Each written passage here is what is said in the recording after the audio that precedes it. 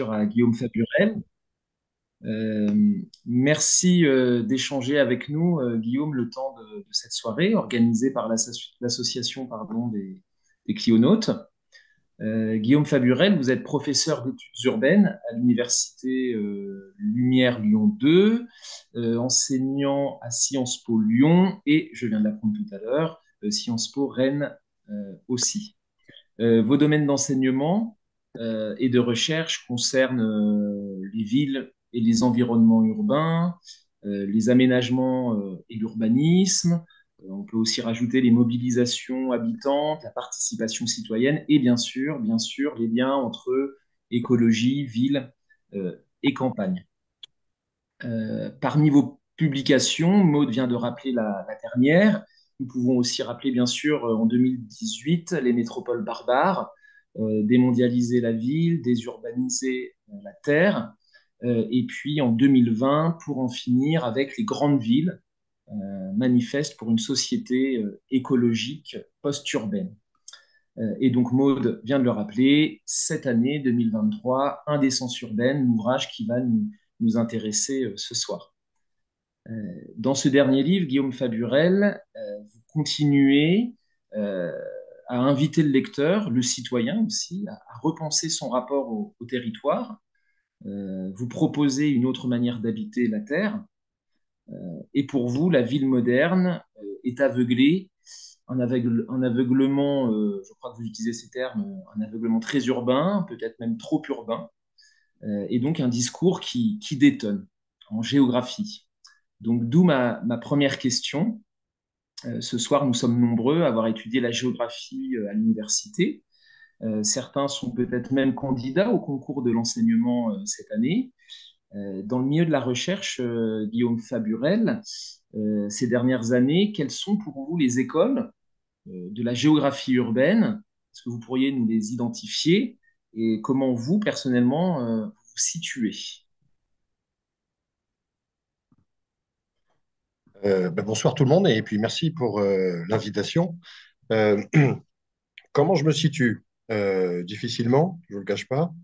Euh, pour la simple et bonne raison que la géographie urbaine, finalement, est assez récente, hein, soyons clairs.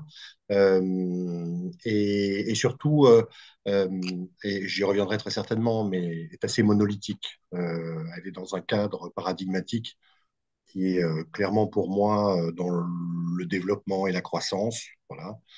Mais bon, j'aurai l'occasion de développer certainement ce point-là. Ça ne veut pas dire que du coup, je suis esselé, mais je suis obligé d'aller puiser à d'autres sources de la géographie, mais qui ne seraient pas nécessairement urbaines ou qui ne s'appellent pas urbaines, voire même surtout dans d'autres disciplines, puisque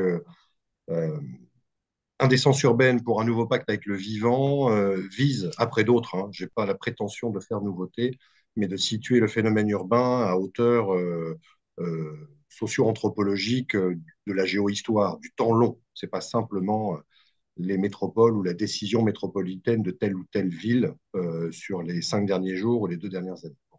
Donc du coup, moi, comment dire, j'ai pas mal d'inspiration, hein, du côté de la géographie, que ce soit Vincent Berdoulet, Olivier Soubeyran, Denis Chartier, Étienne Rodari, autour d'un manifeste pour une géographie environnementale.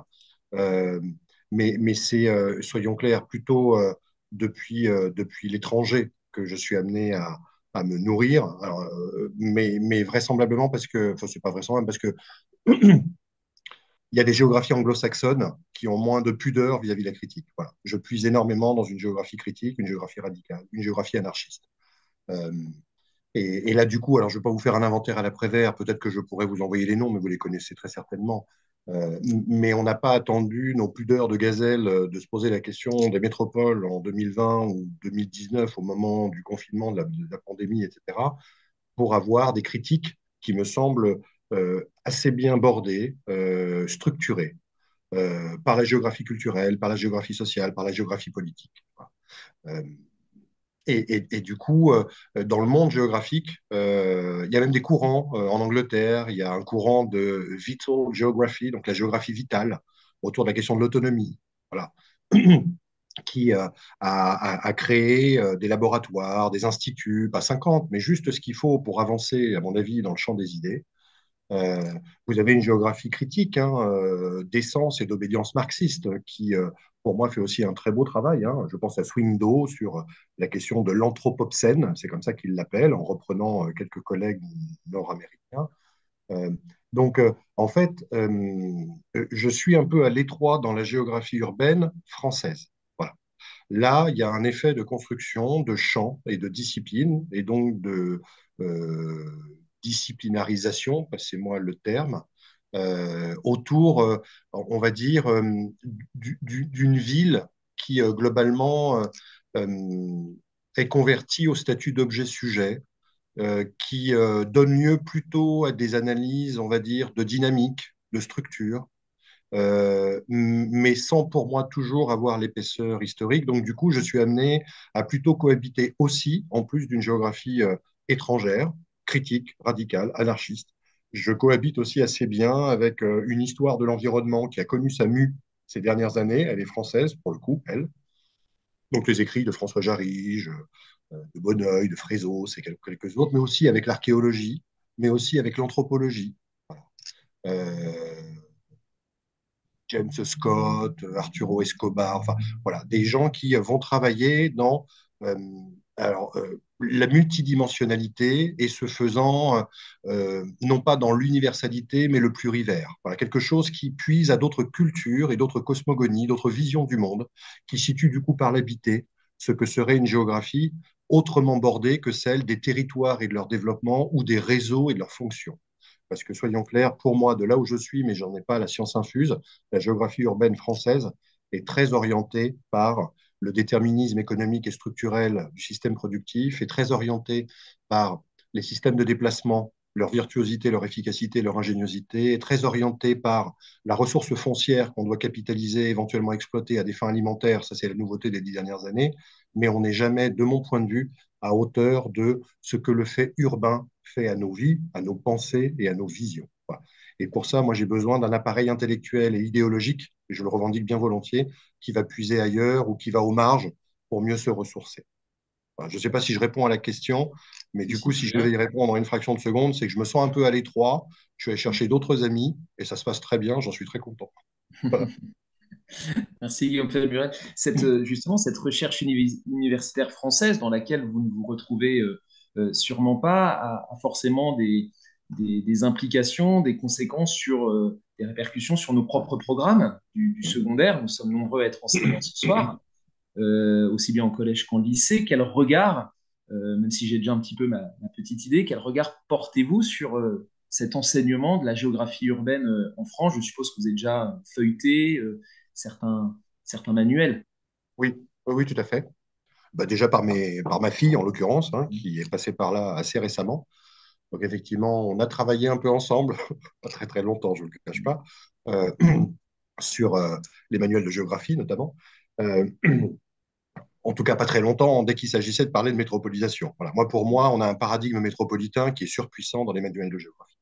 Dès qu'il s'agit de parler de l'urbain, la question du réticulaire et du réseau, j'ai déjà évoqué, la question de la densité, de la polarisation économique et de la ressource d'exploitation joue un rôle assez déterminant. Alors, on a un peu de transition écologique, énergétique de ci, de là. Mais globalement, le regard que je porte, il est assez rationaliste et assez fonctionnaliste. Alors, je sais que la question de l'habiter est en train de filtrer. Se pose aussi la question du rapport socioculturel au territoire, voire même hein, à des trajectoires, à des modalités un peu renouvelées de faire géographicité et de faire territorialité, être par moments re-questionné dans des études de cas. Mais globalement, moi, ce que je constate dans les manuels, mais aussi parce que les manuels sont écrits et coécrits par des collègues de l'université, c'est qu'il y a une reproduction qui s'opère dans la pensée dominante de la ville comme supériorité de l'humanité sur le reste du monde. Voilà. Et ça, la grande ville, je ne parle pas de la petite ville, c'est là où il faut avoir, à mon avis, un peu de distinguo, opérer quelques distinguos. Euh, donc, en fait, ce que j'y ai rencontré me semble tout à fait accointant à ce que je vis quasi au quotidien dans des univers de la géographie urbaine sur laquelle je ne reviens pas, qui me semble un peu étriqué par moment, de mon point de vue. Euh, c'est une pensée qui est quand même très standardisée, assez monolithique. qui poursuit un but quasi unique, qui est de distiller dans l'imaginaire. Alors c'est là où je trouve ça, comment dire, troublant.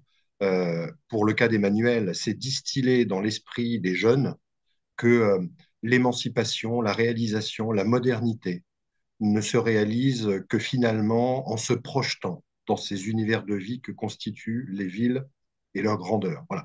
Il y a pour moi un méta-récit dans un hypertexte qui est celui de la grandeur urbaine comme salut de l'humanité ou comme production humaine.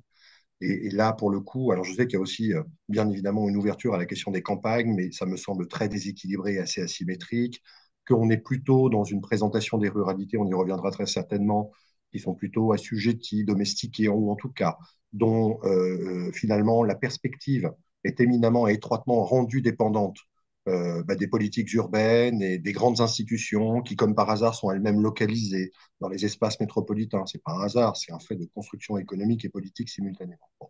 Donc, du coup, ces manuels, je me souviens quand je travaillais avec Joséphine, ma fille, je m'en servais aussi comme moyen de réfléchir à une manière éventuellement de faire avancer un peu de schmilblick ou de contourner le problème, mais par effet d'emboîtement descendant et poupée gigogne, depuis les universités jusqu'à ces documents-là, je m'aperçois quand même du monolithisme et du monolithe qu'il y a derrière et que ça va être compliqué, mais c'est peut-être sous l'angle écologique que la question pourrait autrement se poser. C'est pour ça que j'invite tous les collègues, en fait, à aller sur la question du devenir écologique, de la grandeur urbaine, des niveaux de densité et d'artificialisation du monde, dont la ville reste le parangon ou la tête de gondole. Très bien. Alors, on va passer maintenant des manuels scolaires à votre livre à vous, Indécence urbaine. Vous le débutez, chiffre à l'appui, par un constat accablant, qu'on vient déjà un petit peu d'évoquer, constat accablant de la métropolisation à marche forcée et de ses conséquences. Guillaume Faburel, pour vous, quels phénomènes sont les plus significatifs de l'abîme écologique? Je réutilise aussi une de vos expressions, dans lequel nous sommes. S'il y avait peut-être quelques chiffres à retenir ou quelques faits qui vous paraissent particulièrement révélateurs. Il y en a des centaines, mais effectivement qui n'évoquent pas la même chose, ou en tout cas qui ne posent pas de la même manière la question de la direction vers laquelle nous tendons de manière assez insouciante, inconsciente et indolente. On pourrait parler des pollutions, des nuisances, des maladies de civilisation, on pourrait parler du stress qui habite les corps par la surstimulation. Euh, les villes métropolisées sont des accélérateurs de particules, donc à un moment donné, on n'est pas tous égaux devant cette agitation généralisée. Maintenant, soyons clairs, il y a des phénomènes écologiques dont on ne se doutait pas il y a 30 ou 40 ans et qui, apparus dans l'univers des débats, dans les productions scientifiques, sont quand même autrement parlants de la disjonction entre l'habité urbain et la réalité environnementale du monde. Un exemple, la subsidence. Vous avez aujourd'hui 19% de la population mondiale qui vit dans des villes qui s'enfoncent sous le poids du pompage de nappes phréatiques et du béton. Donc, ça veut dire que le sol est en train de littéralement se dérober sous les pieds des populations urbaines qui ne cessent dans les suds notamment, puisque ça concerne beaucoup de villes des suds, voilà, Jakarta, Mexico, Téhéran, Nairobi et quelques autres. Mais Bordeaux vient de rentrer dans la danse aussi, et là on n'est pas dans les suds. Donc ça veut dire que c'est en train d'arriver et que ce phénomène d'enfoncement, on parle de subsidence scientifiquement, moi me semble évocateur euh, voilà, d'un imaginaire que l'on était loin de pouvoir se figurer et qui traduit bien l'aspect tellurique et simultanément métaphysique de la réalité de l'habité qu'on a construit. Un autre exemple, le Fonds monétaire international, qui n'est pas des plus révolutionnaires, annonce en 2100 qu'il y aura 74% d'une population mondiale qui à 80% sera urbaine et qui vivra des canicules mortelles au moins 2 semaines à l'année. Voilà.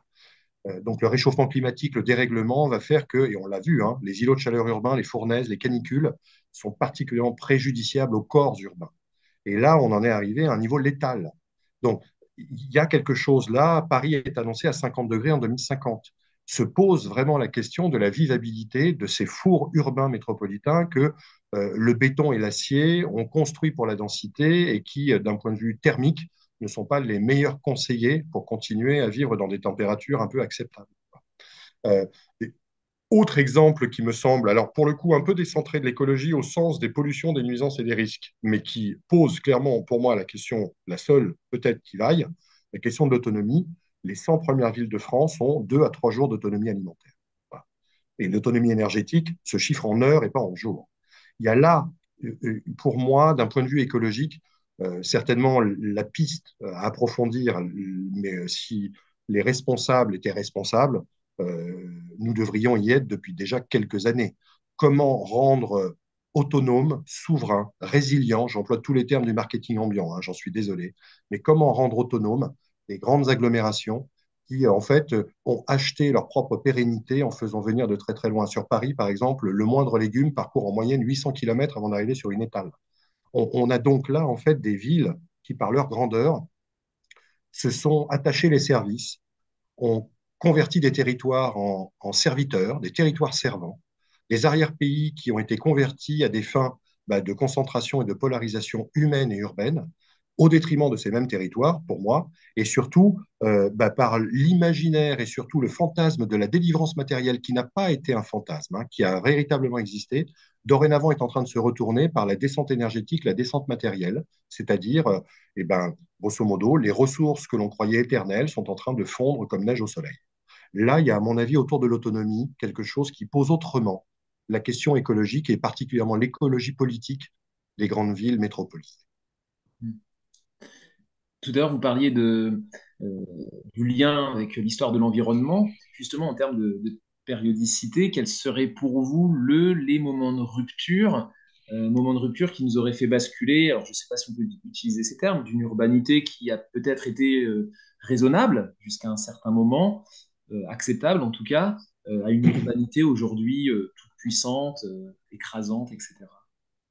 Je crois qu'en fait, sans périodiser, et c'est pas gravé au carbone 14, mais Mm. globalement, le phénomène de métropolisation euh, crée dans son histoire la périodicité de l'emballement, en fait. Voilà. Alors, certains vont parler de grande accélération dans l'après-Seconde Guerre mondiale, mais là, on est plutôt sur les exodes ruraux forcés avec une ville dont l'hospitalité et l'accueil fait encore l'objet d'un portage par la puissance publique. Euh, donc, euh, discutons-en après, mais moi, je ne localiserai pas dans cette période-là le moment de basculement. Le moment de basculement, il intervient pour moi à la fin des années 60, à la fin des années 70. C'est le tournant néolibéral de notre économie, la contre-réforme néolibérale, qui va faire que les villes, les grandes, celles qui entrent dans la compétition interterritoriale, vont devenir des acteurs de premier plan et donc vont se battre les unes avec les autres pour attirer des types de population, des talents, passez-moi l'expression, des types d'activités. C'est la tertiarisation de l'économie qui se réalise particulièrement depuis les villes des Nord qui vont se désindustrialiser au profit d'autres activités, dématérialisées, financiarisées, avec une rente immobilière qui va particulièrement devenir le ressort premier de l'encastrement du capital, puisque la rente immobilière rapporte un peu d'argent pour des projets immobiliers, et pas que d'ailleurs, aussi pour un petit patrimoine. Et toutes ces raisons d'ordre économique vont faire que l'artificialisation va se démultiplier. Voilà, la croissance urbaine, avec un phénomène d'étalement aussi, parce que bien évidemment, à tous vouloir nous réunir au même endroit, forcément, la rareté étant le sol et la rente immobilière jouant à plein, forcément, on n'est pas tous éligibles, selon nos porte-monnaies, à des centres urbains, en tout cas en Europe de l'Ouest, à des centres urbains qui sont patrimonialisés, réhabilités, rénovés, modernisés. Donc l'étalement urbain est une deuxième réalité géographique de la métropolisation. La troisième réalité géographique de la métropolisation étant l'extractivisme généralisé pour nourrir des millions de bouches que l'on a réunies sur quelques centaines d'hectares. Bon. Donc je referme la parenthèse, mais pour moi, la période renvoie aux 50 dernières années. Et c'est vraiment le tournant néolibérale de la métropolisation, qui fait qu'aujourd'hui, par exemple, si on regarde les classements internationaux, euh, vous avez à peu près 12% de la population mondiale qui habite dans les métropoles. En fait, la figure tutélaire, ce sont les villes-mondes, et après, vous avez entre 120 et 600 villes qui en singent le modèle. Quand vous prenez entre 120 et 600, et ben vous avez 12% de la population pour 120 métropoles avec les villes-mondes, ça représente 48% du PIB international. Donc ce sont des lieux de concentration de ressources, de production, d'accumulation et de création de richesses qui en fait se font au détriment de l'entièreté de la planète Terre, de l'entièreté des ressources du vivant. C'est pour moi là la bascule. Et là, il y a une accélération, il y a un emballement généralisé. Et les villes, du coup, préexistantes, qui pouvaient, par un droit dont il fallait revendiquer la nécessité, le fameux droit à la ville, qui pouvaient proposer émancipation, anonymisation, brassage social, mosaïque culturelle, éventuellement aussi accueil et hospitalité, ces grandes métropoles-là, pour moi, défendent de moins en moins les valeurs que la ville a un temps incarnées. Voilà. Mais comme par hasard, les villes qui incarnaient ça n'étaient pas à ce niveau de démesure et d'illimitation. Donc on a franchi en fait la taille limite, et c'est pour moi les 50 dernières années qui sont la période de ce franchissement. D'accord. Merci. Vous dénoncez, vous l'avez fait tout à l'heure, et bien sûr dans votre livre, un modèle uniforme, un modèle de vie urbain uniforme. Pour vous, Guillaume Faburel, que signifie aujourd'hui, en 2023, habiter dans une grande métropole en termes de mode de vie? Euh, alors, premier élément peut-être d'entrée en matière ou de vigilance, euh, s'il y a un phénomène d'homogénéisation des modes de vie, parce que c'est ça aussi le fait métropolitain, euh, ne sombrons pas peut-être dans la facilité de dire qu'il y a une standardisation. C'est-à-dire qu'il reste bien évidemment des poches, alors de résistance, en tout cas, de diversité dans les styles et les modes de vie. Néanmoins, on a des véhicules anthropologiques, on a des déterminations qui, par quelques types d'activités et modes d'être, vont quand même considérablement homogénéiser. Alors, avant d'arriver sur ces véhicules anthropologiques-là, je dirais déjà que l'ensemble des projets d'aménagement, finalement, accouchent de paysages et de réalités qui font que nous sommes de métropole en métropole à peu près partout, nulle part. On retrouve les mêmes pavages au sol, les mêmes miroirs d'eau, les mêmes enseignes commerciales, les mêmes comportements, les mêmes incitations à l'électromobilité, etc., etc. J'ouvre une parenthèse que je referme immédiatement. Le modèle métropolitain est tellement colonial que l'on le retrouve aussi en plus petit dans des petites villes ou des villes moyennes. Je referme la parenthèse. On voit des choses qui sont assez troublantes en plus petit. Mais du coup, ces projets-là et ces paysages mutants, rapides, hein, dans 50 ans, voir un paysage muté, un grand Paris avec 40 milliards à la clé et un nombre incalculable de gares qui sortent de terre, on est vraiment dans l'emballement par l'aménagement. On est dans une accélération. Eh ben, va mettre en mouvement des comportements attendus, va organiser des conduites. Pour moi, il y a une biopolitique derrière qui se trame autour, selon moi, de trois véhicules anthropologiques. C'est-à-dire qu'on est sommé de vivre le monde en métropolitain selon trois types d'orientation largement préconisés, pour ne pas dire enjoints par les projets d'aménagement et tout ce qui peut les accompagner. Un, la question des mobilités, la question du déplacement, la question de l'accélération et de la vitesse. Même si on a l'impression de ralentir avec son vélo, on est embarqué dans des vies qui, par le numérique, j'y reviendrai, mais aussi par d'autres choses, font que la métropole est une stimulation, une suractivité, quelque chose qui renvoie à l'hyper. Voilà. Et le mouvement est indéniablement, avec système de transport à la clé, avec déplacement, est indéniablement un marqueur anthropologique de la vie métropolitaine attendue.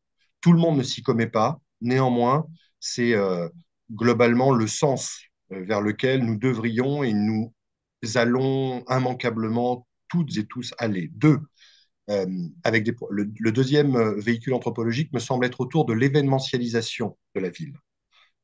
Et là, alors soyons clairs, il y a eu des festivités dans les villes historiques, voilà, et aussi dans d'autres villes, d'autres tailles, et même dans les villages, bien heureusement. Si on mettait de côté de temps en temps la folklorisation, ça m'arrangerait. Mais néanmoins, la question du festival, de l'événementiel joue un rôle déterminant. Sauf que dans les villes, c'est devenu un marqueur anthropologique premier. On y est là pour se divertir. La société du spectacle a largement embarqué ces vies. Et d'ailleurs, les villes se construisent un marketing territorial autour de cet événementiel-là aussi. D'accord. Mais c'est aussi la muséification, l'offre culturelle, toutes ces choses-là font qu'on est là pour compenser le travail surstimulé, quasi oppressant, pour certains un peu aliénant, mais soyons clairs, il y a des groupes de population qui adhèrent volontiers au projet et se construisent allègrement dans le travail qu'ils occupent dans les métropoles, mais il faut compenser, voilà, il faut lâcher les chevaux, et donc à côté, on est sommé de compenser en se divertissant. Et le troisième véhicule anthropologique, pour moi, il est celui dans le prolongement de l'urbanisme des réseaux, dans la géographie du réseau, puisque c'est aujourd'hui ça la géographie urbaine, pour moi globalement, il est celui de la connectivité. Donc, à un moment donné, par le numérique et par d'autres choses, on doit être à un moment donné ubiquitaire, co-appartenir à une diversité, que la métropole assure de moins en moins, mais c'est l'illusion intérieure de pouvoir switcher, changer, évoluer, bifurquer, etc., etc., etc. La métropole, par la connectivité et la connexion à la clé, nous enjoint globalement, selon moi, hein, d'être toujours alerte. Voilà. De toujours chercher le plus pour se démarquer, éventuellement se distinguer. Et là, les univers métropolitains, du coup, commencent un peu à fatiguer les corps, soyons clairs. C'est pour ça aussi que, en type de réaction, les résistances que l'on constate aujourd'hui, c'est par l'épreuve des corps, du mouvement, de l'événement, de la connectique, de la stimulation. Les corps sont amenés à résister et de plus en plus, les enquêtes relayent, si je devais faire court, un sentiment de saturation des vies. Voilà. Il y a une fatigue latente, non pas chez les mieux dotés, les 30% qui adhèrent assez bien au projet et qui d'ailleurs votent électoralement pour ce type d'aménagement, mais pour tous les autres qui sont soit évincés, soit triés, soit à leur sommet d'y vivre parce qu'ils sont grosso modo les chevilles ouvrières, mais avec des travaux et des activités qui sont sous-payées en horaires décalés, eh ben, le sentiment de la fatigue a commencé à transpirer. C'est moi le jeu de mots dans les enquêtes. Donc voilà, il y a quelque chose qui embarque la totalité des corps dans un accélérateur à particules. Voilà. C'est le lieu qui, dans la modernité, nous fait exister par la stimulation permanente et incessante. C'est ça que moi, je vois dans les métropoles. Et donc, du coup, on passe de métropole en métropole pour continuer à s'agiter. On passe de métropole en métropole pour éventuellement se divertir. Le déplacement permet de rejoindre, il y a des effets tunnels à tous les étages, on ne visite plus, on n'est plus dans le nomadisme, on est dans l'efficacité d'atteindre le point d'arrivée en un temps record, en prenant l'avion ou le TGV, et tout ça est en train de passer par trépas, selon moi, ou en tout cas de dépeupler les espaces traversés. Donc voilà les géographies que la métropole, par l'idée réticulaire du divertissement, du mouvement et de la connectique, est en train de créer. Je suis désolé, Vous je suis un peu parliez long. Pardon. Vous parliez d'aménagement, justement. Les grandes métropoles investissent, entreprennent d'immenses travaux d'aménagement aujourd'hui afin de devenir, marketing ou non, je ne sais pas, des villes plus vivables, durables, en construisant des écoquartiers, en privilégiant les mobilités plus douces, un habitat plus économe en énergie, en créant des voies vertes aussi. Guillaume Faburel, pour vous, ces écoquartiers, vraie bonne idée, finalement, c'est l'avenir des métropoles, c'est là-dessus qu'il faut miser, ou alors fausse bonne idée parce que on fonce dans le mur. Joker. Non, sérieusement, je ne vais pas utiliser mon joker. Il n'y a pas de joker.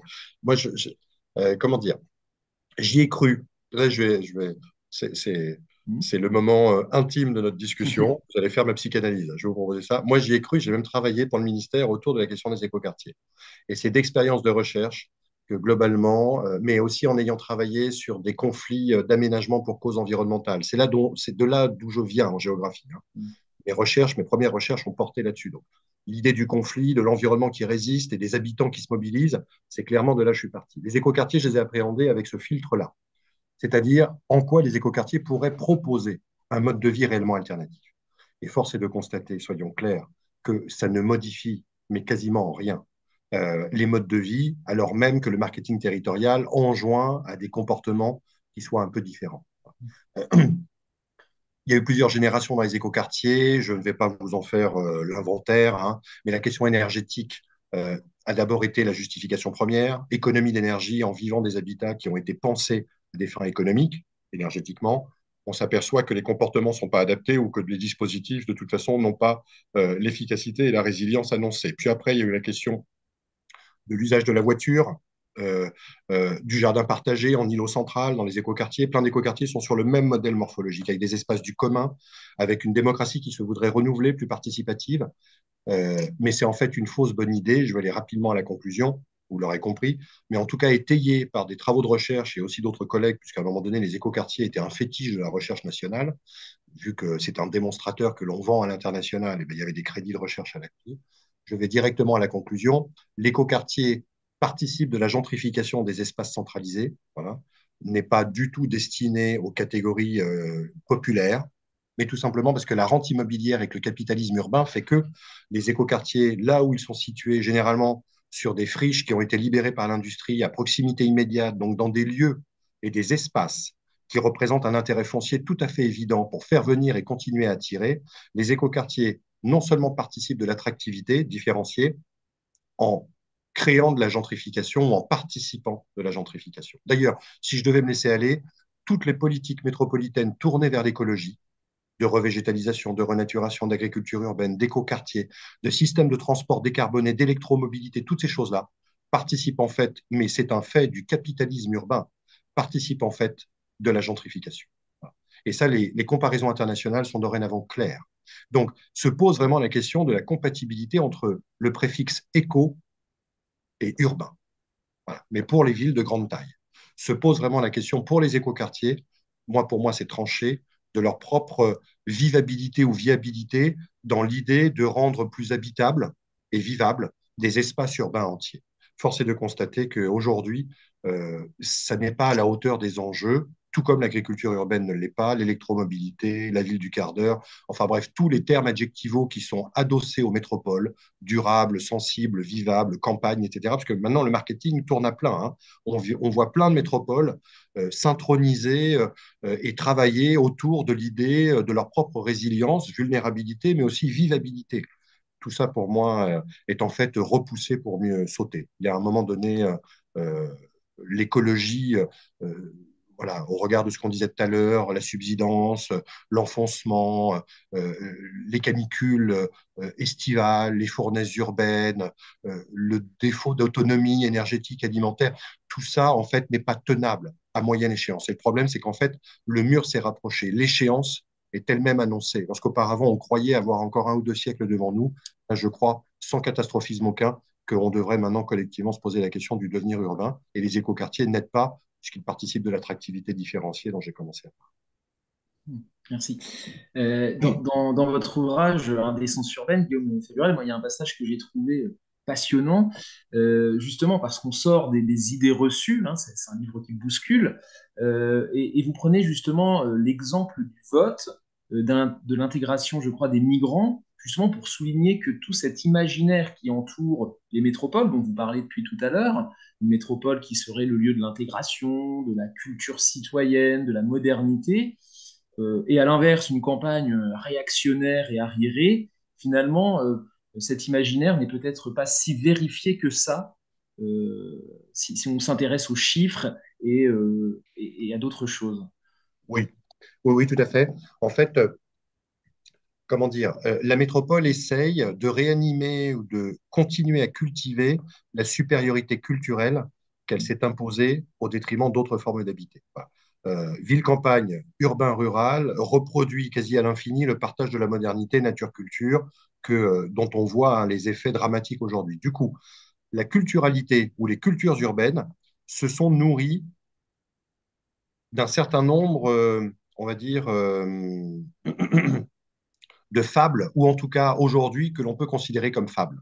Et l'une des fables serait que la ville aurait pour supériorité l'hospitalité, l'accueil euh, et donc la dignité.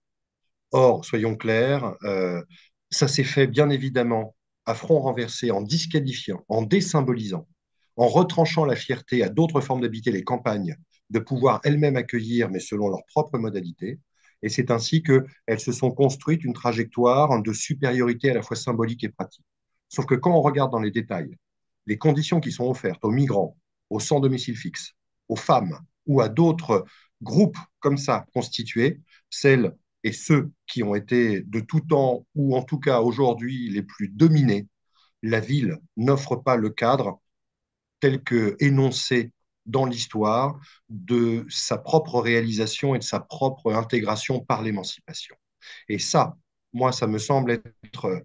Alors, c'est là où ça devient compliqué, c'est qu'en fait, on est là au nœud de ce que la ville s'est construite comme épopée de supériorité. On est là au cœur de ce que les espaces urbains ont construit l'idée de leur propre, comment dire, de leur propre euh, perspective et grandeur. Voilà. Euh, ces valeurs-là sont de moins en moins vérifiables et partagées. Et c'est là où ça devient compliqué pour les autorités et les institutions qui, pour moi, sont pieds et poings liés avec l'œuvre économique du capital, à continuer à nous faire croire que la ville est le lieu de la production, création de richesse, très certainement. mais que cette production de richesse commence à poser quelques problèmes écologiques. Donc les institutions, les autorités vont continuer à cultiver en nous et chercher à cultiver, d'où le marketing dont on vient de parler, cette supériorité en disant que les migrants seraient mieux accueillis, sauf qu'il y a des campagnes solidaires, sauf que dans Indécence urbaine, il y a un témoignage, il y a plusieurs témoignages dans Indécence urbaine, donc, dont un témoignage d'une personne qui accueille les migrants en ville et à la campagne et qui atteste que les conditions qui sont proposées sont des conditions peut-être plus dignes dans les campagnes que le seraient pour les migrants dans les villes, sauf qu'effectivement, les migrants viennent en priorité dans les villes par effet de communauté et par facilité administrative. Ça peut se comprendre, je ne juge personne en disant ça. Mais donc, en fait, on a un produit inertiel de l'histoire avec une culturalité qui est véhiculée par les autorités et qui ne voit pas, en fait, globalement, qu'on est en train tout simplement d'entasser et d'agglomérer les corps dans une réalité d'habiter dont l'écologie est dorénavant posée. Voilà. C'est-à-dire que la dignité, le toit et le logement. On peut prendre l'exemple du logement. On nous dit par exemple que les métropoles ont un problème ou en tout cas sont en zone de tension au niveau du logement. Il y aurait une crise du logement en France. Oui, dans les métropoles, puisqu'on cherche à tous mettre les gens au même endroit. Mais vous avez plus de 3 millions de logements vacants aujourd'hui en France, qui sont à 80% dans les petites villes, dans les bourgs-centres, dans les villages et dans les hameaux. Voilà. Il y a donc là, comment dire, et bien évidemment, on ne cherche pas à repeupler différemment ou à redistribuer les populations. Donc en fait, il y a là l'unicité d'un récit et d'une fable collective, d'une fiction qui est née il y a très longtemps. Moi, pour moi, elle est adossée à l'épopée, donc dès la révolution néolithique et comment dire, la Mésopotamie antique, hein, mais bien évidemment, sur les 2 siècles écoulés thermo- et techno-industriels, ça a pris une envergure démesurée, et les 50 dernières années de métropolisation, n'en parlons pas, qui continue à cultiver des valeurs cardinales, voilà, et des vertus que la ville, en fait, ne peut plus assurer, ne peut plus assumer. Mais c'est un effet inertiel de l'histoire et d'un intérêt économique et politique clairement marqué.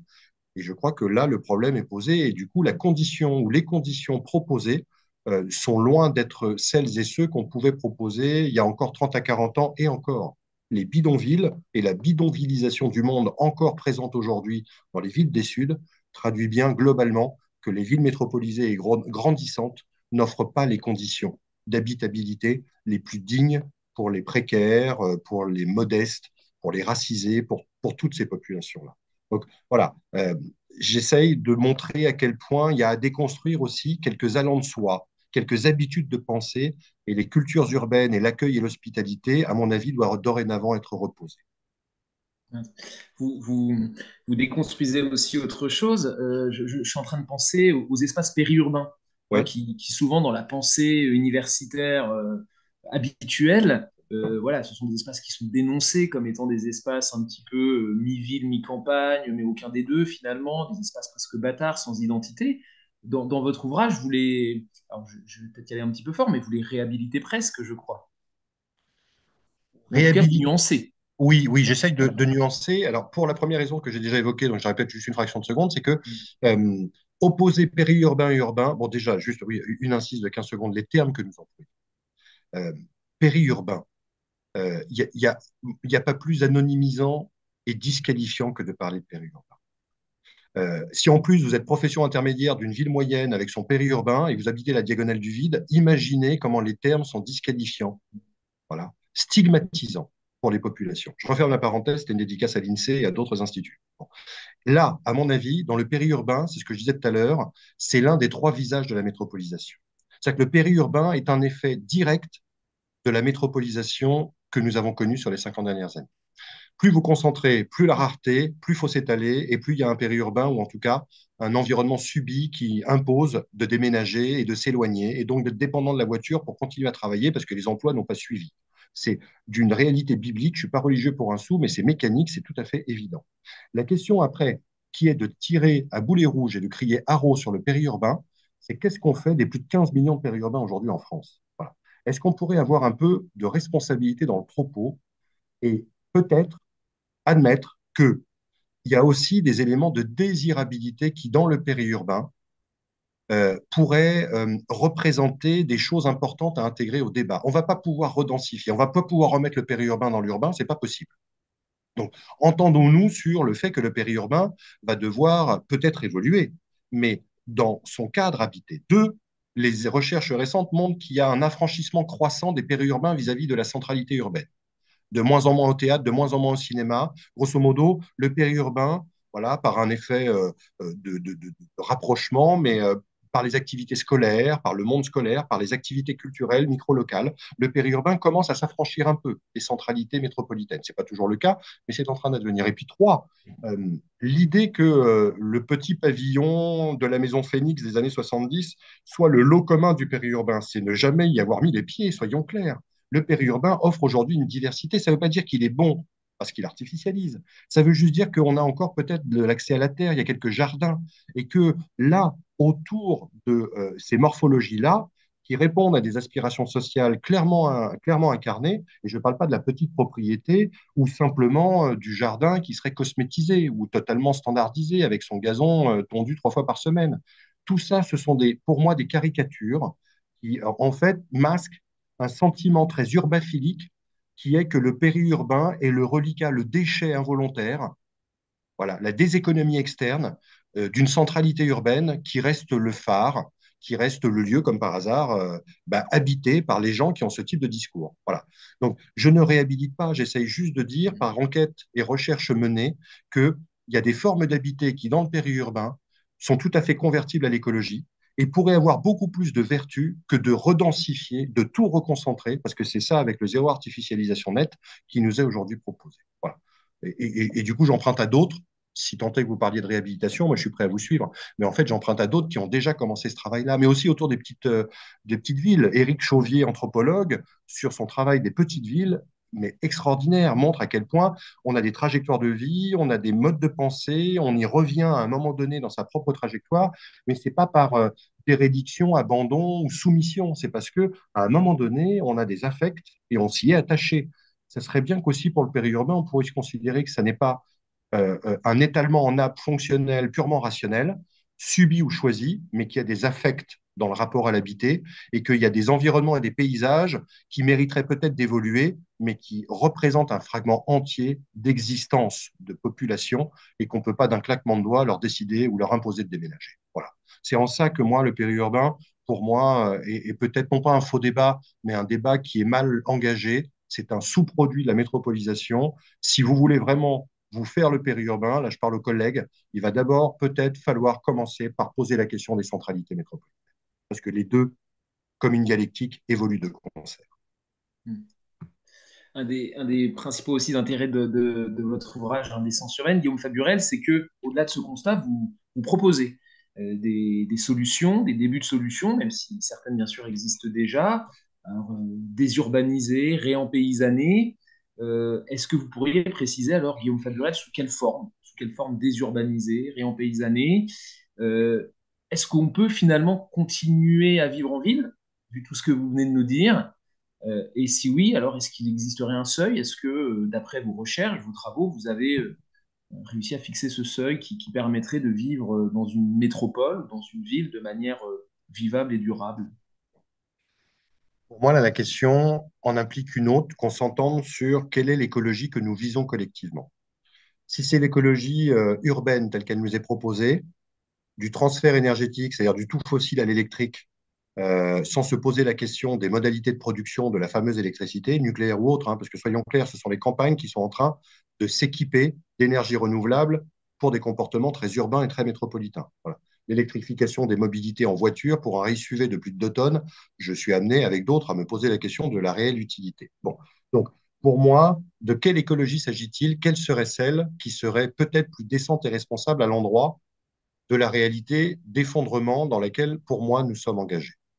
euh, les données sont à peu près claires. On ne franchira pas la limite et le cap sans abaisser l'empreinte écologique de nos propres modes de vie. Il va falloir diviser par 4 à 6 l'empreinte écologique. En tout cas, pour notre contexte et nos contrées, plutôt de l'Europe occidentale et Europe de l'Ouest en particulier. Ça veut donc dire qu'on doit faire mieux avec moins, ce qui pose la question de quelles seraient les bonnes stimulations pour faire mieux avec moins. Quelles seraient les bonnes, non pas injonctions, mais les coordonnées qui permettraient de penser sobriété et frugalité. Alors, il y a des ruptures de chaîne, on peut avoir des guerres, mais c'est plutôt mortifère. Je referme la parenthèse, c'est ce qui s'est passé sur les 2 dernières années. Il n'y a que l'autonomie qui, a priori, permettrait de tendre vers cette réalité. Tout simplement parce que par l'autonomie, vous avez les effets directs de ce que vous produisez. Vous pouvez revisiter les besoins par le travail de la main ou le travail de l'esprit, mais en tout cas par le corps embarqué. Du coup, pour répondre à la question, pour moi, la seule écologie qui vaille, c'est celle de l'autonomie. Et ce faisant, aux différentes questions posées sur la bonne taille, sur le réempaysanement, la désurbanisation, eh ben, le monde d'après, celui de l'autonomisation, est déjà en mouvement. Sauf qu'il est à bas bruit, en dehors des radars. Voilà. C'est un hors-champ territorial et un hors-cadre démocratique. Vous avez plus de 3000 lieux qui, en France, constellent l'Hexagone et qui, alors, mais pas tous unifiés, hein, de différentes cultures politiques, de différents rapports peut-être à l'environnement, mais qui toutes et tous ont pour point commun l'autonomie, sont en train de proposer des formes d'habiter qui soient moins oppressantes pour l'environnement, moins pesantes pour l'écologie. L'autosubsistance et l'autogestion est en train d'arriver. Mais dedans, vous avez des écolieux, des coopératives intégrales, des communautés intentionnelles, des enclaves décentralisées, le syndicat de la montagne limousine, des coopératives intégrales, Atto dans le Berry, des chambres d'agriculture alternatives. Enfin, vous avez en fait une myriade d'initiatives, voilà. Et je ne parle pas des initiatives institutionnelles, hein, qui par moments ne sont pas inintéressantes, mais plutôt micro-locales à l'échelle des municipalités ou des intercommunalités, pas à d'autres échelles, qui en fait incarne ce désir, non pas de faire sécession, mais de reprendre la main et de remettre du sens. Alors du coup, peut-on reprendre la main et faire autonomie et remettre du sens dans les cadres urbains selon les tailles de villes qui nous sont données en héritage? Moi, les lectures que j'ai faites, et j'emprunte beaucoup à l'archéologie tropicale et à l'anthropologie culturelle, c'est que franchi 20 à 30 000, et encore, c'est vraiment un plafond, plafond, plafond, il y a des effets de bascule où on se rend du coup dépendant de chaînes d'approvisionnement très éloignées. Il conviendrait de voir concrètement comment on peut repeupler moyennant. Alors, c'est là où se pose la question de la modalité politique d'atteinte, hein, soyons clairs. Parce qu'il faut bien un organisateur et non pas un ordonnateur. Mais c'est autour des villes de 20 000 habitants au maximum que la réalité écologique pourrait favorablement évoluer. Et il se trouve, c'est un effet, alors peut-être une pirouette de l'histoire, une ruse de l'histoire, que la macrocéphalie parisienne, le dépeuplement de petites villes et villes moyennes, en tout cas dans les années 60, 70 et 80, a libéré, par les logements vacants dont je parlais, mais a libéré des espaces qui permettraient assez facilement de repeupler ces lieux et de redistribuer la population. Donc, du coup, pour faire autonomie, avec des ceintures maraîchères de proximité, avec des jardins potagers qui servent aux compléments alimentaires, avec une production énergétique qui soit relocalisée, avec des matériaux de construction qui permettent du bioclimatique. Toutes les initiatives sont là-dessus et on en a même, pour moi, les cadres urbains, mais à condition de changer de taille, de changer de strate et d'arrêter de tout focaliser sur la densité et la concentration métropolitaine au profit d'une géographie alternative qui ne serait pas désurbanisée, mais qui serait réempaysanné par des activités, les actifs ruraux autour de l'artisanat et des travaux de la main, de soins et de l'attention aux vivants pourraient être redéployés ou en tout cas déployés. Et je crois que, sincèrement, ça abaisserait le taux de charge environnementale et écologique au profit, pour moi, aussi de ce que l'on pourrait dénommer bien vivre, qualité de vie, ou voire même bien-être. Je ne suis pas adepte de ce terme-là en particulier, mais de retisser des liens à l'environnement pour être au fait et avoir les stimulations d'être, comment dire, averti du dépassement de charge et plus largement de dégradation irrévocable, irréversible de son propre environnement. En fait, ça revient à considérer que la manière et là où on habite détermine le rapport que l'on a à l'environnement, la vision que l'on a de l'écologie et la façon dont on veut faire politique dans le cadre de communautés terrestres. Et pour ça, c'est une question de taille. Il y a bien une taille qui a été franchie. Je reprends les termes d'Olivier Ray. Cette taille franchie, il conviendrait dorénavant d'avoir une géographie alternative qui soit plus mesurée, voilà, qui soit dans la tempérance, qui soit dans l'idée du ralentissement.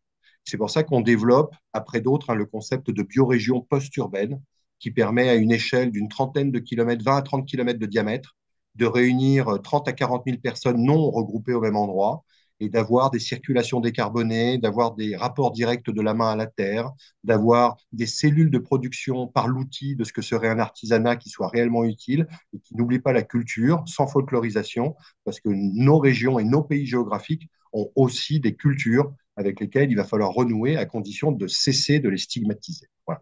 Moi, il me semble que, de toute façon, c'est ce que disait Charbonneau à un moment donné, hein, la liberté est née dans les villes, on va devoir sortir des villes pour recouvrer la liberté. En fait, l'avenir des villes, ce sont les campagnes, à condition de changer de manière de penser le monde depuis l'urbain, et à condition de décoloniser ces imaginaires un peu dominants, et ce faisant, le travail de la main et l'autonomie jouent un rôle tout à fait déterminant. Hmm. Bah, justement, je saisis la perche tendue. Vous parlez de biorégion et votre ouvrage se termine finalement sur cette idée de transformation. Alors, je ne sais pas si j'utilise le bon terme, ce qui serait une transformation finalement administrative de nos territoires. Donc, ma question est celle-là. Est-ce que des expériences ont déjà été tentées en France, ailleurs? Pour quels résultats alors? Et peut-être redéfinir clairement ce qu'est pour vous et pour les autres chercheurs une biorégion alors? Ouais. En fait, justement, ce n'est pas un cadre administratif, puisque la définition la plus basique de la biorégion, c'est un territoire qui est gouverné par la nature et pas par les institutions humaines. Ça veut donc dire qu'une biorégion est un milieu écologique qui a largement, par l'histoire, commencé à faire culture. Euh, alors, c'est une vallée, une moyenne montagne, une île, voilà. Alors, c'est très accointant si vous voulez parler de circonscription ou en tout cas de périmètre administratif. En France, ça résonne beaucoup avec les pays géographiques, qui étaient au nombre de 500, qui sont maintenant au nombre de un peu plus de 300, puisqu'on essaye bien évidemment dans la massification, on crée des méga-régions, on essaye maintenant de créer des méga-pays géographiques. Voilà. C'est toujours hein, le sempiternel, invitation, incitation à toujours grossir. Je referme la parenthèse. Donc, un territoire gouverné par la nature, avec des cultures qui ont un système de subsistance et donc de dépendance choisi à la réalité des ressources qu'ils vont utiliser et dont ils vont assurer la reproduction pour garantir la pérennité. Et ce faisant, les biorégions sont des périmètres que j'ai commencé à décrire, de 20 à 30 km de diamètre pour une mobilité décarbonée, euh, avec des habitations qu'il conviendrait de réhabiliter, des constructions en bioclimatique avec le nouveau BTP, bois, terre, paille et un peu de pierre, hein, voilà, plutôt que de l'acier trempé et du béton. Voilà.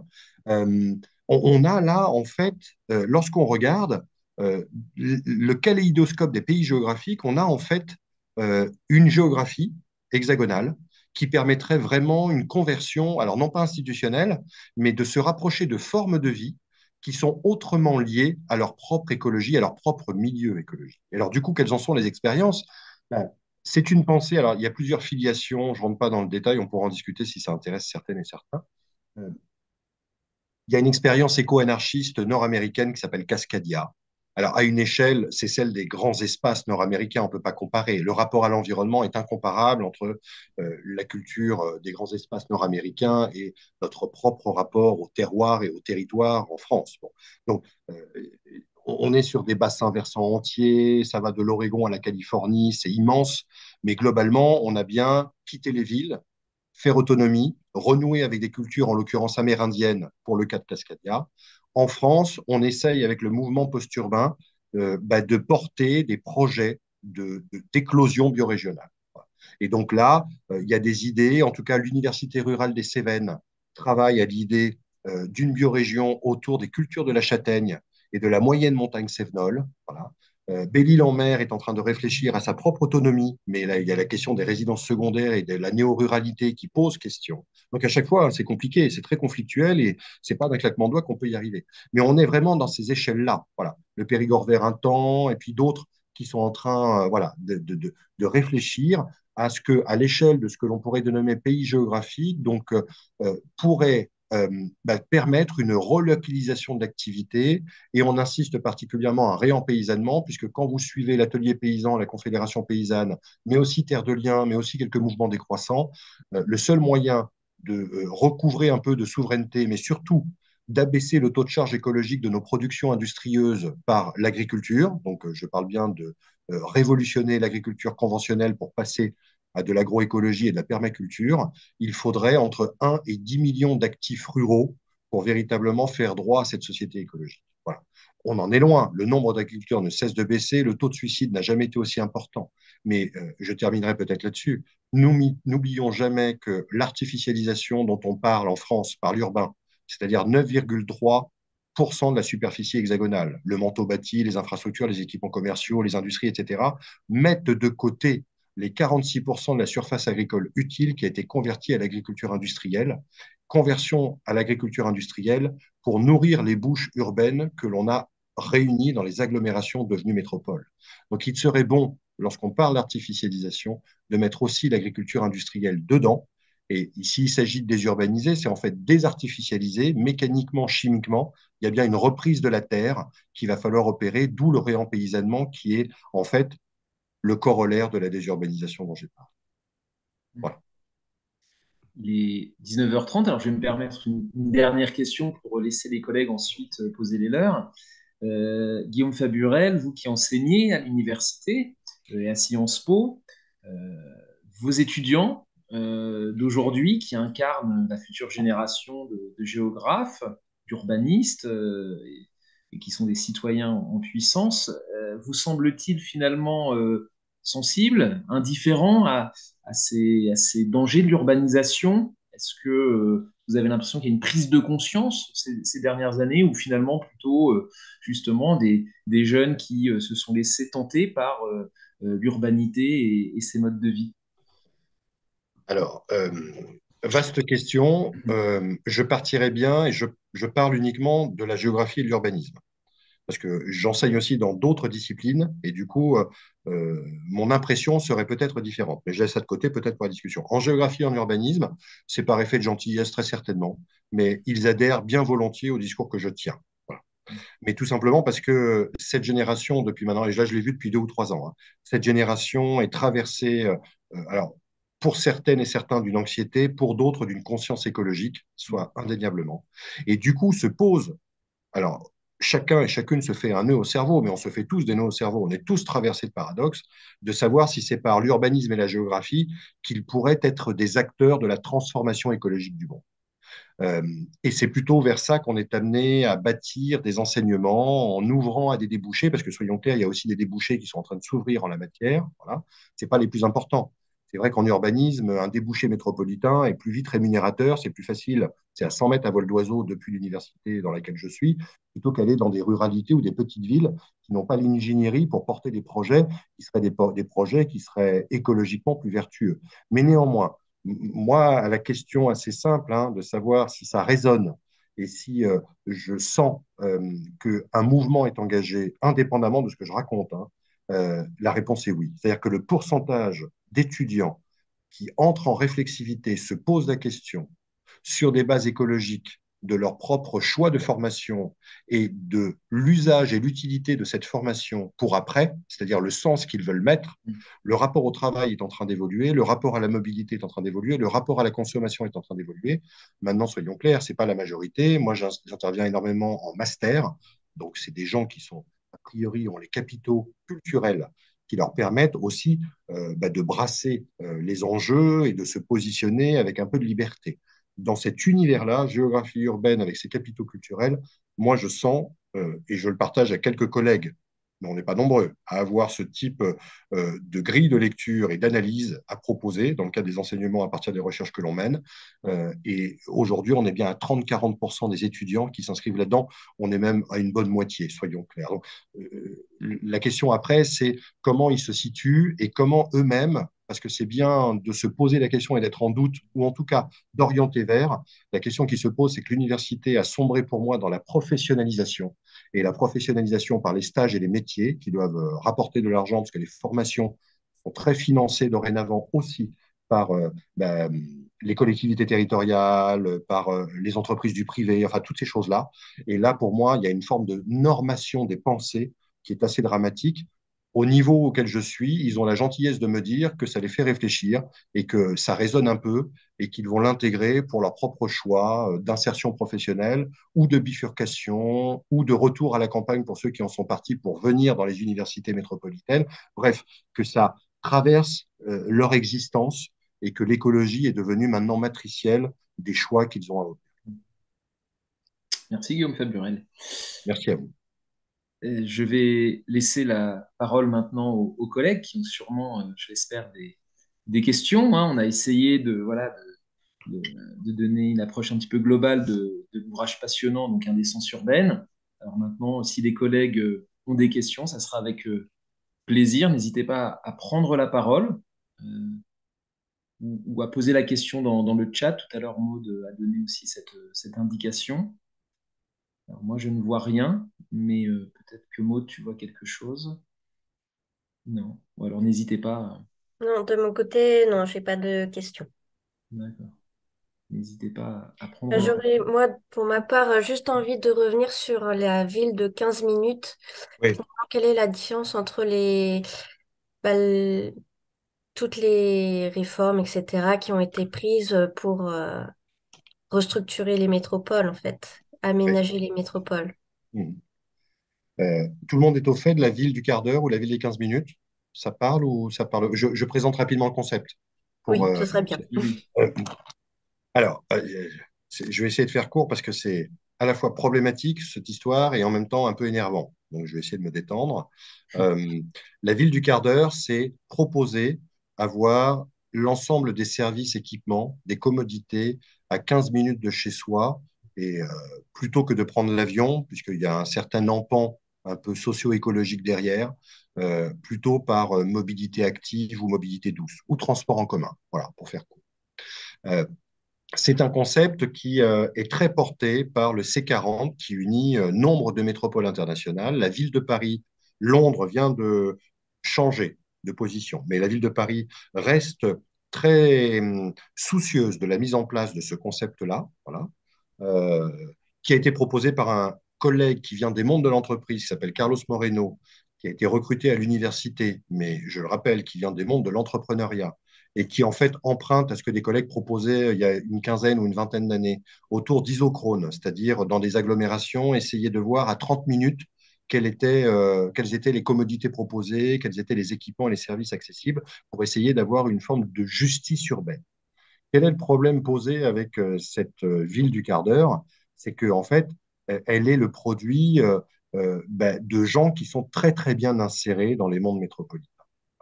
Elle est la pensée d'une écologie, et c'est pas celle que moi je défends, celle de l'autonomie et des campagnes. Elle est le produit d'une écologie qui est assez technique, ou alors qui est très, comment dire, adaptative et de la réalité écologique que l'on a commencé à décrire dans les effets environnementaux des métropoles. Euh, la ville du quart d'heure, si on y prend garde, va certainement accroître encore les citadelles que les centres métropolitains ont commencé à constituer au profit de populations, alors qui sont bien intentionnées, hein, je ne parle même pas de bobo, on pourrait discuter du bobo et de sa structure scientifique et éventuellement de son assise, voilà, parce que c'est très discuté dans le monde de la recherche. Donc, je referme la parenthèse, il ne s'agit pas de ce qualificatif ou de cette disqualification-là. Il s'agit véritablement d'une bourgeoisie urbaine qui convertit à l'écologie, finalement, souhaiterait améliorer les conditions existentielles et le cadre de vie. Et ce faisant, je crois, comme pour les écoquartiers dont j'ai parlé, que, si je ne crois pas, j'en suis certain, on regarde Bercy Village ou Greenwich Village, donc à New York, c'est les modèles un peu d'inspiration, hein, c'est d'avoir l'esprit village dans les centres métropolitains. On s'aperçoit en fait que ça trie énormément les populations, que ça poursuit et que ça augmente la gentrification. Mais les institutions, en portant ce type de concept, pour moi, portent la responsabilité du regard qu'ils portent sur la diversité sociale, culturelle, économique des espaces métropolitains aujourd'hui.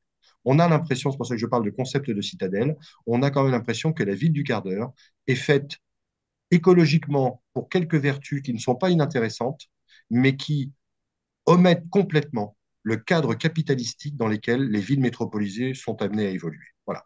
L'Airbnbisation, la patrimonialisation, le surcoût immobilier, le prix d'entrée des restaurants, le coût du café, la petite épicerie bio qui va facturer 2 fois plus cher, mais parce que ça coûte 2 fois plus cher, c'est pas pour le plaisir de facturer 2 fois plus cher.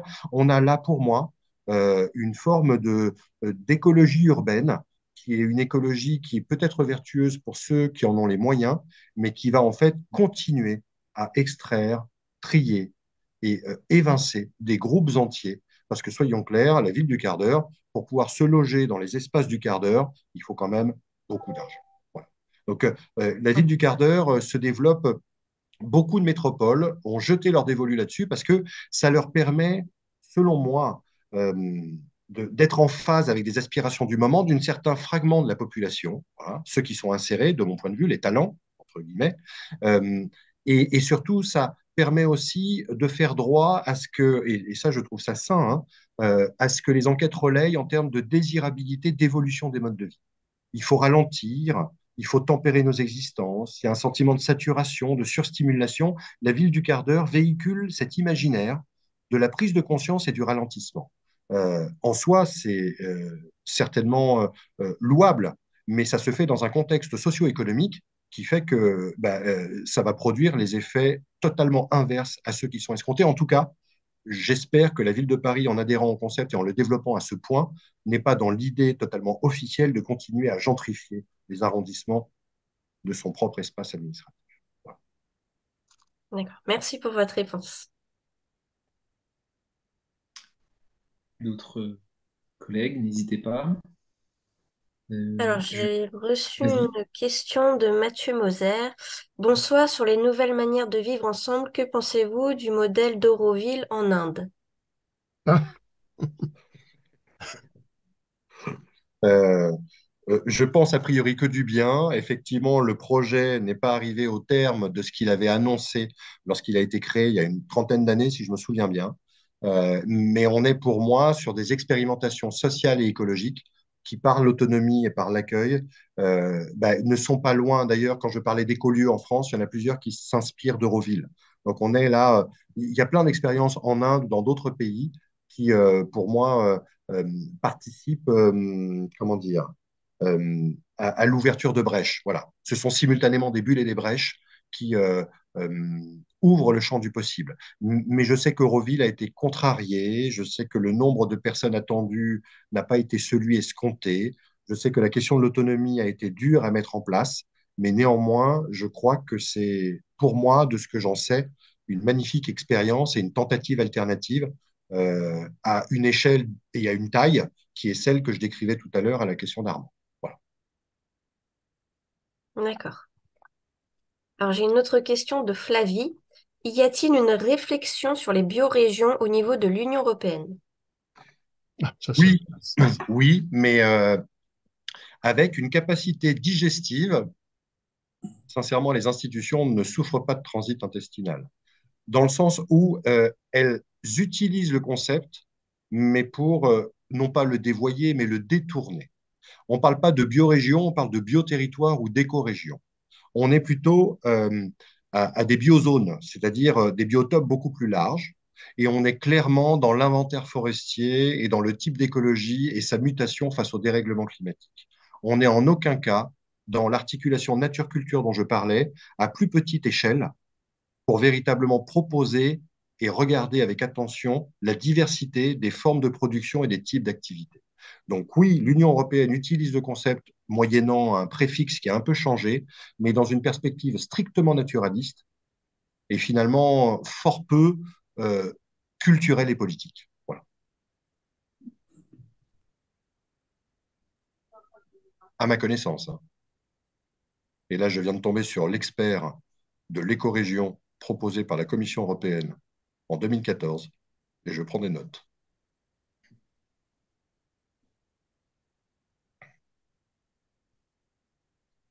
Alors, autrement, il y avait un commentaire de Sylvie. Je n'ai pas de questions à poser directement, sachant que je n'ai pas encore lu le livre, mais je viens de vivre 7 ans à Mayotte, je suis en Guyane, et le titre m'a nécessairement interpellée. Et elle avait une autre question ensuite. Alors, comment aborder ces problématiques de non-logement? Cette problématique de non-logement, Oui. Alors, je ne sais pas précisément en lien de la avec crise du quelle logement, autre réponse c'était. Peut-être ouais. la vie des 15 minutes. Ou Sylvie, si vous pouvez préciser en réactivant le micro ou dans le chat. Bonjour, je ne sais pas si vous m'entendez maintenant. Oui, très Oui, bien. très bien. Oui, bonjour. Alors, voilà, quand je parle de non-logement, beaucoup de phénomènes sont, sont- se mêlent. La difficulté bien évidemment des terrains et des occupations illicites d'espace avec une promiscuité pardon, de vie qui confine à des logements et à des quartiers, des pans de ville totalement insalubres Ouais. et qui génèrent des générations d'enfants non, voilà, qui génèrent des choses assez inacceptables. Donc, est-ce que vu de la métropole, c'est quelque chose qui est totalement inconnu? Est-ce que c'est quelque chose qui est minoré ou parfois ça interpelle? Non, J'ai non. complètement perdu le fil de tout ça et voilà, je sais absolument pas ce qui peut se dire et se percevoir.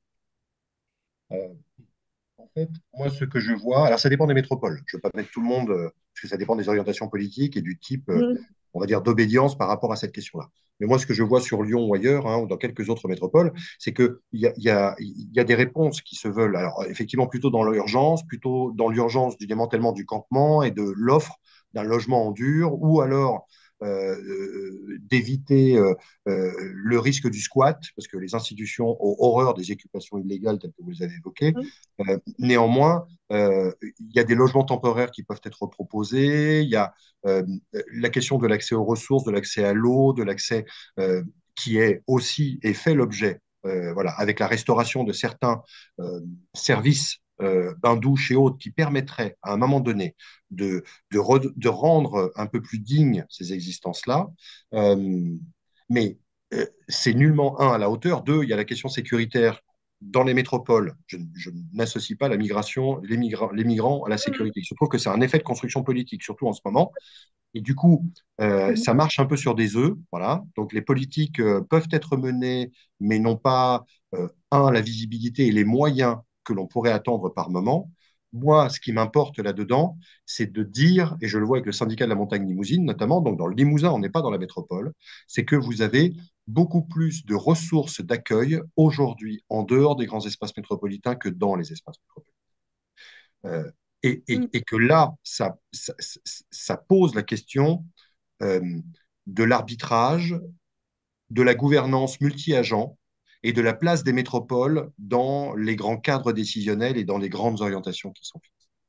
On a aujourd'hui largement de quoi offrir des logements dignes à condition eh ben, euh, de redistribuer l'activité, l'emploi, parce que c'est ça le moteur. Euh, les communautés, on sait à quel point les migrants ont besoin, en étant complètement déracinés, de retrouver de la proximité par les communautés qui se sont déjà installées. Là, il y a indéniablement aussi, à mon avis, une réflexion à mener.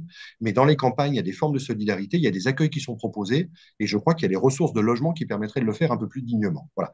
Donc, les métropoles à hauteur de la visibilité, prennent quelques initiatives. Généralement, je le vois, hélas, dans beaucoup de métropoles, c'est le paramètre sécuritaire qui commence à l'emporter sur la dignité du logement. Et heureusement, vous avez des organisations et des associations, le DAL en faisant partie, le droit au logement, qui essayent de proposer, d'interpeller, de forcer la puissance publique à offrir de la dignité. Il y a des tiers-lieux aussi qui s'ouvrent à cette possibilité-là. Mais on n'est pas à la hauteur des flux, peut-être, mais surtout de la pérennité de l'habité qui pourrait être proposé. Aujourd'hui, je crois que les métropoles, comme accélérateurs, sont aussi pour les migrants des lieux de changement permanent de lieux d'habitation dans une précarité et dans un temporaire qui n'est pas toujours à la hauteur de ce que l'on cherche lorsque l'on cherche à se loger.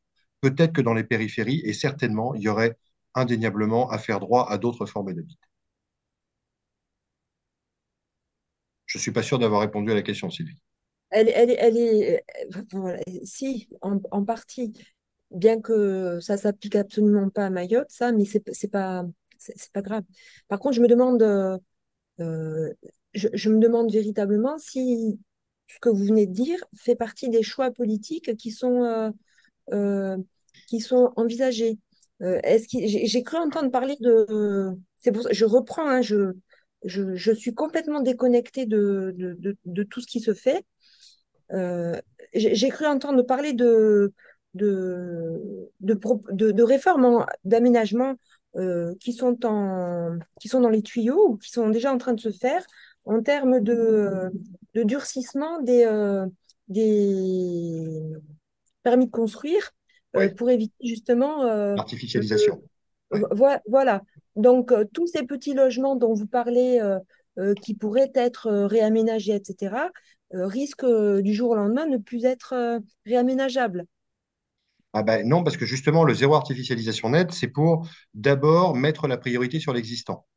Et donc, ces logements existants et vacants, à condition d'être réhabilités. Quand il y en a 3,2 millions en France, soyons clairs, hein, il y en a un peu moins d'un million qu'on peut restaurer à l'échelle de 6 à 8 mois. Il y en a clairement 2 millions qui sont vétustes et indignes. Donc, ça impliquerait d'avoir un programme national de restauration. Mais ça fait partie déjà des espaces artificialisés. D'accord. Voilà pourquoi on préconise cette chose-là.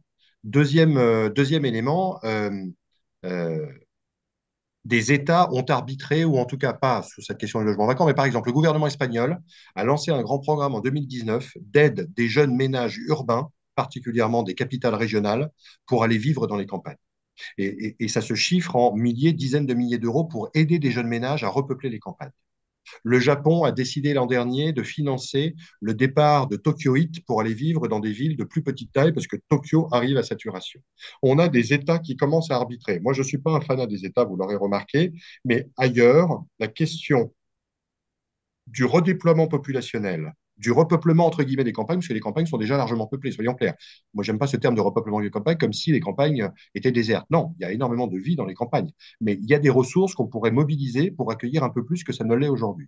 Je crois que les institutions, ailleurs qu'en France, se posent la question.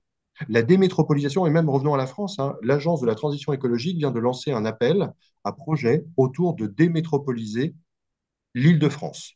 Voilà, c'est-à-dire de repeupler, de retrouver un équilibre populationnel à l'échelle de l'Île-de-France. Alors l'Île-de-France est trop petite pour penser les 12 millions d'habitants non concentrés, voilà, donc ça fait partie des découpages de l'ADEME que d'avoir assigné ça à l'Île-de-France, mais ça veut dire que même dans les institutions, c'est en train d'arriver. Voilà.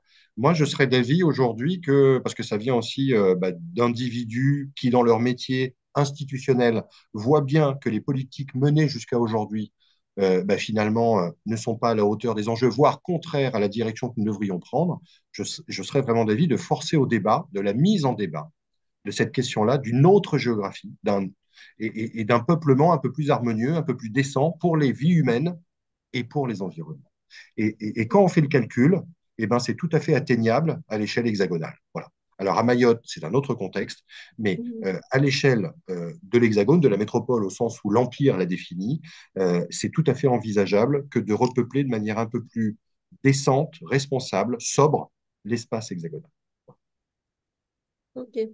Une- Merci. Une main se lève, je crois, il nous reste quelques minutes, donc on va peut-être passer la parole à, je crois que c'est Jean-Michel. Oui, oui, merci. Bonjour Guillaume. Bonjour. Euh, j'ai pas été déçu. Je n'ai pas lu votre livre, mais j'étais très curieux et j'ai été saoulé de coups. Hein. Vous pratiquez la géographie un peu comme un sport de combat. Voilà. Bon, c'est passionnant, c'est très intéressant. Il va falloir digérer tout ça. Et j'avais envie de vous poser une question un peu politique au sens un peu littéral du terme.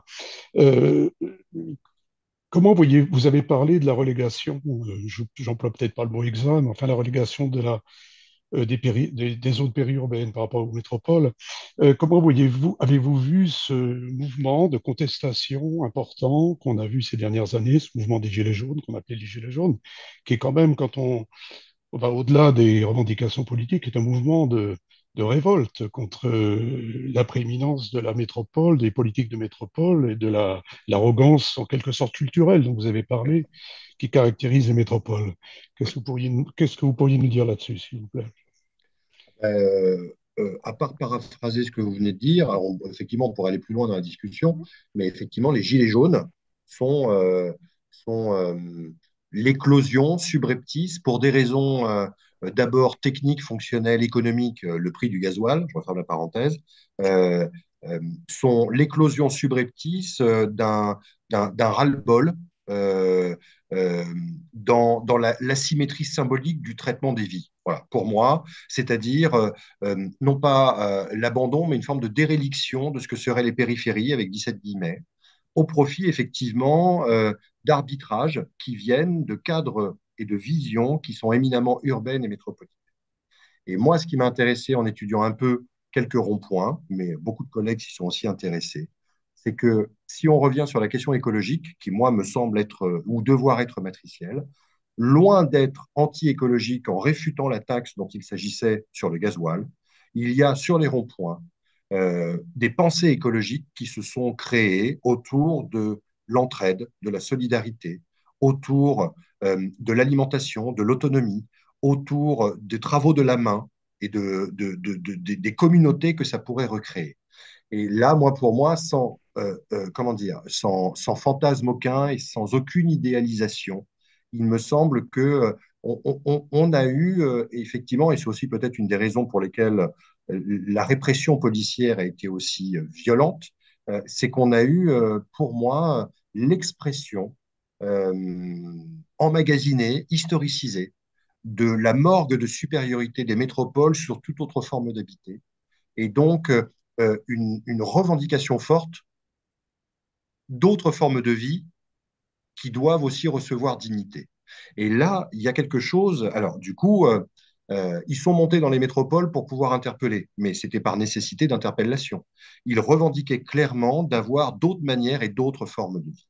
Ils revendiquaient clairement d'être aussi dépendants des choix dont ils étaient exclus ou des programmes politiques dans lesquels ils ne se reconnaissaient pas. C'est pour ça que le mouvement des Gilets jaunes a été une marqueterie politique, voilà, peuplé d'entrepreneurs et d'artisans d'un côté, de l'autre d'ouvriers qui sont au chômage, enfin bon, voilà, de culture politique. Moi, pour moi, on a une forme de recréation de ce qui est populaire, mais en dehors des espaces métropolisés. Et du coup, il m'a semblé, mais après d'autres, hein, je ne fais que soit regarder ce que j'ai vu sur des ronds-points, soit écouter ce que des collègues sont amenés à dire, qu'on avait un choc symbolique des valeurs. Il y a eu là une tension, une mise sous tension de ce que seraient les valeurs directives, les cadres axiologiques des grandes institutions et des grandes organisations politiques versus ce que Christophe Guilluy récemment a parlé de déposséder.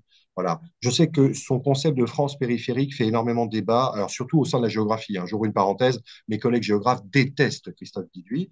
Moi, il se trouve que je dialogue avec lui bien volontiers, qu'on est non pas des amis de longue date, mais on est des relations très sympathiques.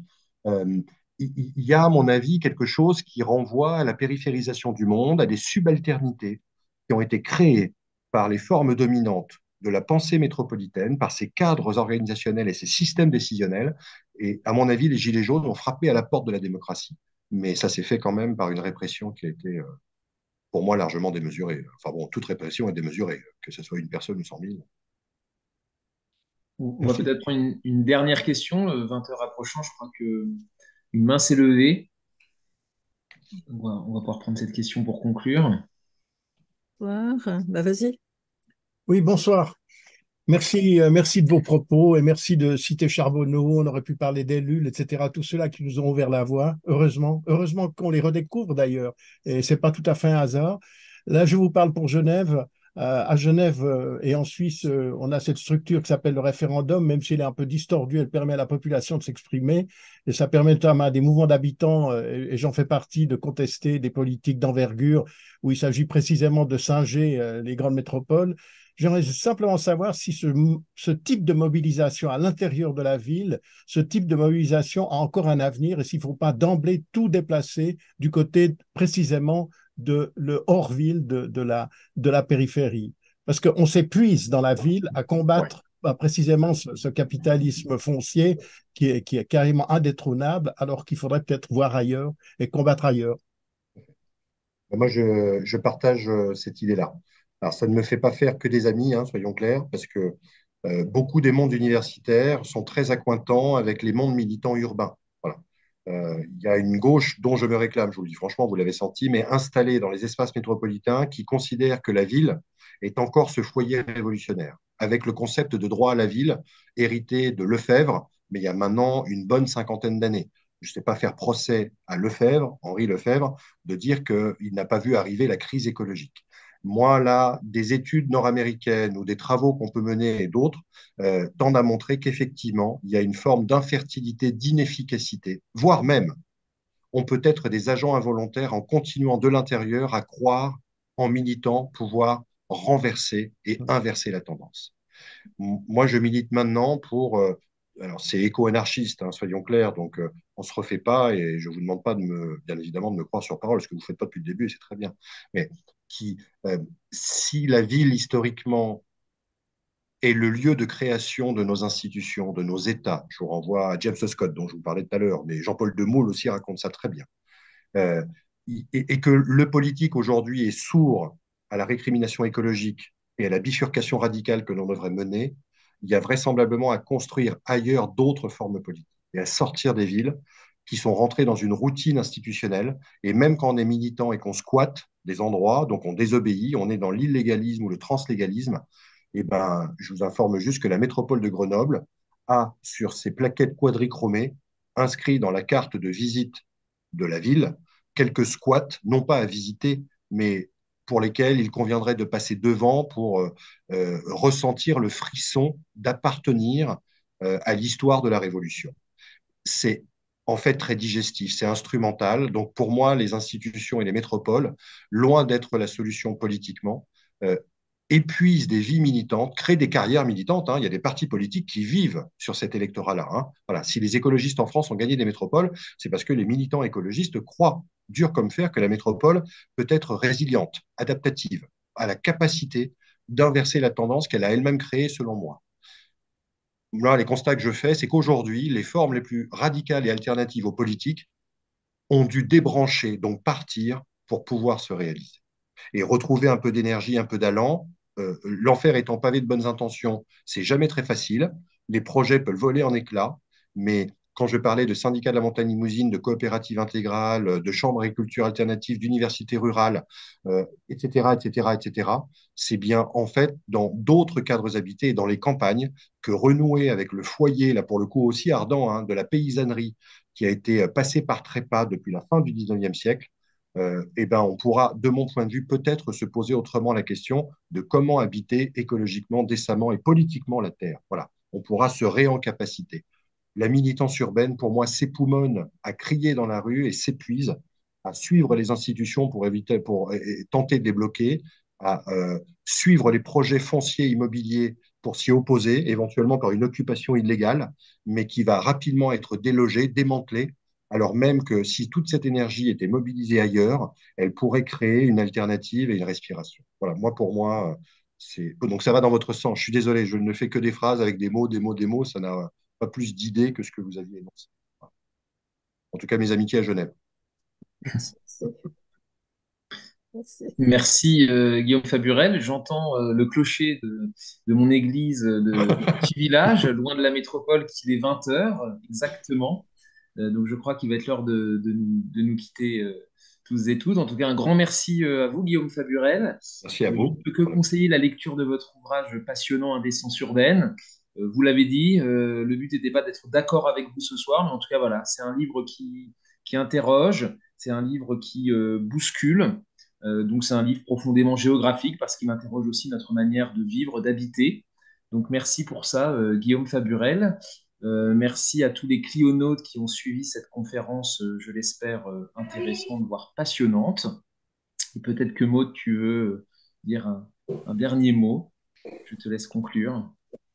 Euh, la même chose que toi, merci infiniment parce que c'était vraiment passionnant. C'est pas un sujet qu'on traite en général. Donc là, on a eu beaucoup de précisions, beaucoup d'éléments et je pense que ça va aussi nous aider à mettre à jour nos cours par rapport à tout ce qui se passe vis-à-vis des métropoles. Donc vraiment un grand merci. Eh ben, merci pour l'invitation et à bientôt, du coup. Oui, On espère. avec grand Merci Guillaume plaisir. Faburel. Merci à Merci. tous. Bonne soirée. Au Merci, Bonne revoir. au revoir, soirée. bonne Au revoir. soirée. Voilà. Alors, maintenant, ma question.